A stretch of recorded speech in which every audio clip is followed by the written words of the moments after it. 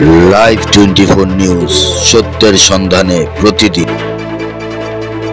আজ 11 ফেব্রুয়ারি রোজ মঙ্গলবার সকাল 11 ঘটিকায় রাজধানীর ঢাকা দক্ষিণ সিটি কর্পোরেশন 66 নং ওয়ার্ড ডগাইর পশ্চিমপাড়া ভুট্টু রোড এলাকায় সৃজনশীল হাই স্কুল মাঠে 66 নং ওয়ার্ড জনগণের মনোনীত কাউন্সিলর পদপ্রার্থী মনির হোসেন নিজ অর্থায়নে কোমলমতি শিশুদের বিনোদনের লক্ষ্যে স্কুল মাঠ প্রাঙ্গণ মাটি ভরাট করেন।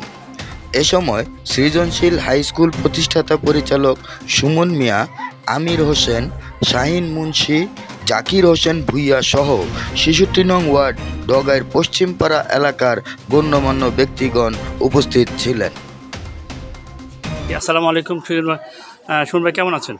আলহামদুলিল্লাহ। ওয়ালাইকুম আসসালাম। আচ্ছা, আপনার কাছে আমার একটা প্রশ্ন হচ্ছে যে দেশের যে চলমান পরিস্থিতি আসলে আমাদের এই ঢাকা 5 এলাকায় বিভিন্ন শিক্ষা প্রতিষ্ঠান রয়েছে, তো এর পাশাপাশি আপনার শিক্ষা প্রতিষ্ঠানে আসলে আপনারা কেমন শিক্ষা দিচ্ছেন আপনার ছাত্রছাত্রীদের জন্য? আসলে শিক্ষার ব্যবস্থা বলতে গেলে এটা নিয়ে অনেক কিছু হয়েছে, কিন্তু জাতীয়করণ শিক্ষার ক্ষেত্রে যে পারমিশন সেই শিক্ষা নিয়ে আমরা কাজ করি। আর মূলত আজকের যে প্রোগ্রামটা, এটা আসলে মনির ভাইকে ধন্যবাদ দিতে হয়, কেননা মনির ভাই ঢাকা 5-এ যে আমাদের জলাবদ্ধতা রয়েছে, আমাদের এলাকাটা অত্যন্ত নিচু এলাকা। আসলে মনির ভাই মানুষের জন্য কাজ করে, ডগাইবাসীর জন্য কাজ করে, বিভিন্ন এলাকায় রাস্তাঘাট করতেছে। সেই সুবাদে মনির ভাইকে আমাদের জানাই, তো মনির ভাইকে জানানোর পরে মনির ভাই বলতে হচ্ছে পাশে আমরা আছি, এবং সেই সুবাদে আজকে মনির ভাই আমাদের এই স্কুলের মাঠটি, এখানে একটু বৃষ্টি হলে পানি জমে যায়, এই মনির ভাই আজকে বালু দিয়ে এই মাঠটি ভরাট করে দিচ্ছে। এই কারণে সৃজনশীল হাই স্কুল পক্ষ থেকে এবং এলাকাবাসীর পক্ষ থেকে, কমিটির পক্ষ থেকে মনির ভাইকে অসংখ্য ধন্যবাদ এবং সাধুবাদ জানাই, যাতে উনি জনগণের সেবা করতে পারে এবং জনগণের পাশাপাশি থাকতে পারে, সেই আশাবাদ আমরা ব্যক্ত করছি। দেশের যে চলমান পরিস্থিতি আসলে আপনারা জানেন যে 5ই আগস্টের পর কিন্তু আসলে অন্তর্বর্তীকালীন সরকারের দায়িত্ব রয়েছে। আসলে এরপরে আসলে আপনারা এই স্কুল চলাকালীন অবস্থা আসলে এই স্কুলটা কখনো প্রতিষ্ঠিত হয়েছে, এবং আগে গত সরকারে আসলে আপনি কী ধরনের সরকারি অনুদান পেয়েছেন, এখন কি পাচ্ছেন আপনারা? আসলে বর্তমান প্রেক্ষাপটে আমাদের যে সমস্যাটা হচ্ছে বই নিয়ে সমস্যা। এখনও আমরা ফেব্রুয়ারি মাসের আজকে প্রায় 11 তারিখ, এখনও বই কমপ্লিট পাইনি। আমরা 10ম শ্রেণী বই পেয়েছি, 1ম শ্রেণী বই পেয়েছি, অন্যান্য ক্লাসের বইগুলো আমাদের এখনও আসে নাই।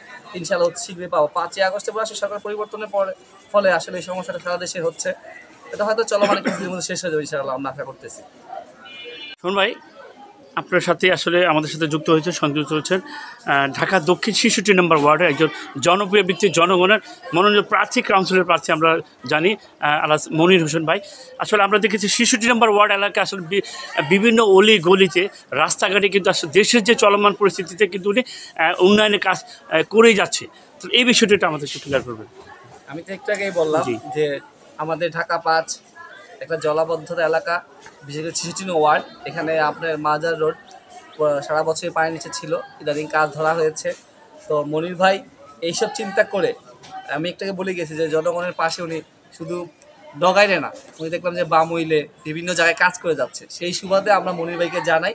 মনির ভাইকে জানানোর পরে সেই প্রেক্ষিতে মনির ভাই বলতেছে ঠিক আছে, আমিও আছি জনগণের কাছে। এই কারণে আজকে উনি এসে এই ডগাইলের আমাদের 66 ওয়ার্ডের মাজার রোডে এই আমাদের স্কুল প্রাঙ্গণটি বাড়িতে ভরাট করে দিচ্ছে। এই কারণে আমরা ওনাকে এই স্কুল কমিটির পক্ষ থেকে, স্কুলের ছাত্রীর পক্ষ থেকে অসংখ্য ধন্যবাদ জানাই, যাতে উনি এভাবে আসলে উনি ম্যান হিসেবে একটা বছর, উনি ব্যক্তি হিসেবে কেমন মানুষ, একজন ভালো মানুষ না হলে আজকে এই কাজটা করতে আসতো না।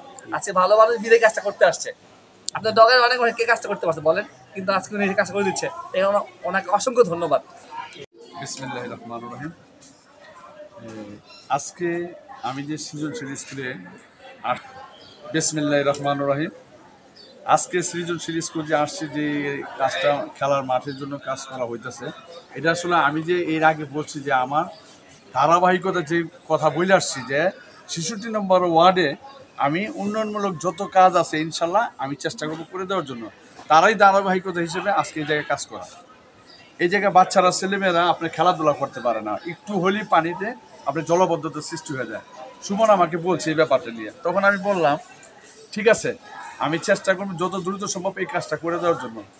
তাই আজকে শুরু করছি, আলহামদুলিল্লাহ।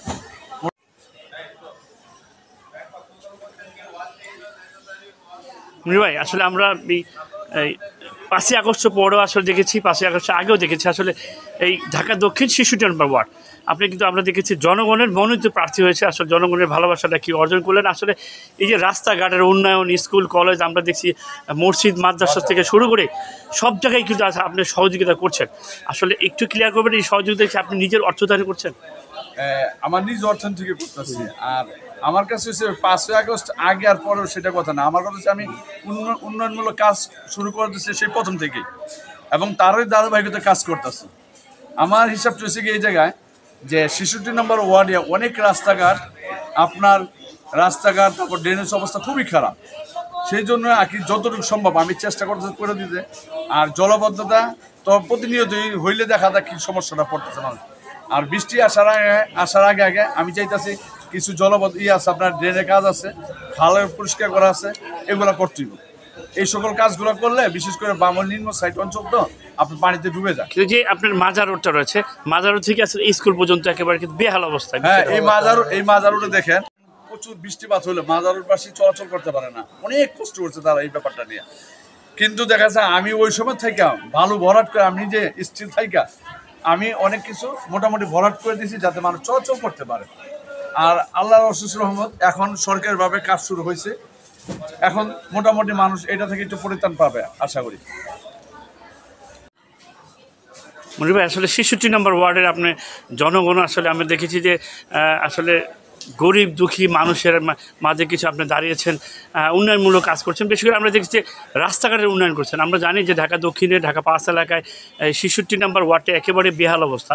আসলে এই উন্নয়নের পাশাপাশি আপনি একজন কাউন্সিলর প্রার্থী হয়েছেন, তো আসলে এই জনগণের ডোর টু ডোর আমরা যাচ্ছেন, আমরা দেখছি, তো আসলে কেমন সাড়া পাচ্ছেন আপনি? ইনশাল্লাহ খুব ভালো, জি, খুবই ভালো। কারণ কি মানুষ চায় উন্নয়ন, অন্য কিছু চিন্তা ভাবনা করে না। কিন্তু আপনার এই কিছুক্ষণ আগে একটা প্রশ্ন করলেন আমার জনপ্রিয়তা কতটুকু। আমার জনপ্রিয়তা কতটুকু এটা পাবলিকই বলতে পারবে। কারণ কি জন্য আমি মানুষের চেষ্টা করি। আমরা কিন্তু দেখেছি বিগত সরকার আমলে যারা কাউন্সিলর প্রার্থী ছিল, চেয়ারম্যান, মেম্বার, কাউন্সিল, বিভিন্ন প্রার্থী যারা হয়ে থাকে, এই নির্বাচনে আগে কিন্তু ডোর টু ডোর খোঁজ খবর নেয়, যে নির্বাচনে জয়লাভ করলে আর কিন্তু দেখা যায় না। এই বিষয়টাকে আপনার কেমন হলো? এই বিষয়টা বলতে গেলে কি এই পাবলিকের সিদ্ধান্ত নিব যে পাস করার আগে কি কথা বলে আর পাস করার পরে কতটুকু কাজ করে, এটা পাবলিকের সিদ্ধান্ত নিব। আর যেহেতু আগামীতে ৬৬ নম্বর ওয়ার্ডে কাউন্সিলর নির্বাচন করবো আমি, আমার এই ৬৬ নম্বর বাসীর জন্য আমার সবসময় একটা কথা থাকবে যে আপনারা সঠিক সিদ্ধান্ত নিতে ভুল করবেন না।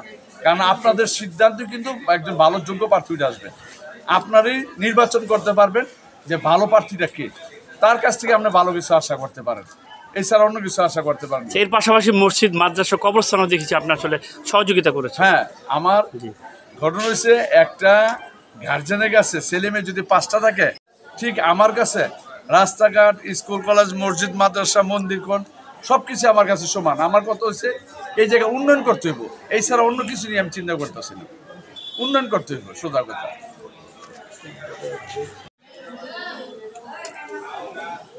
অন্তর্বর্তীকালীন সরকারের দায়িত্বে যে রয়েছেন আসলে এই নোবেল বিজয়ী ডক্টর ইউনূস সাহেব, উনি কিন্তু একটা জাতীয় নির্বাচন হয়তো দেবে, হয়তো 2025 সালে, 2026 সালে। এর পাশাপাশি কাউন্সিলরও নির্বাচন হবে। তো আসলে এই কাউন্সিলর আমরা প্রার্থী হয়েছেন, তো এই পাশাপাশি আমি একটা জিনিস আপনাকে বলবো যে যারা এই বছর যারা আসলে নির্বাচনে নতুন ভোটার এবং পুরাতন ভোটার রয়েছে, এই এলাকার ৬৬ যারা জনগণ রয়েছে, এদের উদ্দেশ্যে আপনার কী বলা রয়েছে? আমি সর্বপ্রথম বলতে চাই এই যারা নতুন বা পুরাতন ভোটার সকল এই আমার ৬৬ নম্বর ওয়ার্ডবাসীকে জানাতে চাই, ওনারা অ্যাকচুয়ালি কি ওনারা চাইতেছে একজন ভালো প্রার্থী এবং চাইতেছে যে ভালো একটা সুষ্ঠু নির্বাচন, যাতে করে সুষ্ঠু নির্বাচনের মাধ্যমে একটা যোগ্য প্রার্থী খুঁজে পায়। আর এই কারণে তারা অনেক ভুগছে, এখন আর ওই ধরনের কষ্ট করতে রাজি না।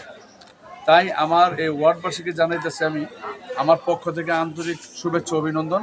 আপনাদের সঠিক প্রার্থী হিসেবে মূল্যায়ন করবেন এবং আপনারা সঠিক যথাসময় আমার কাছ থেকে মূল্যায়ন পাবেন, এই বলে আমার বক্তব্য শেষ করব।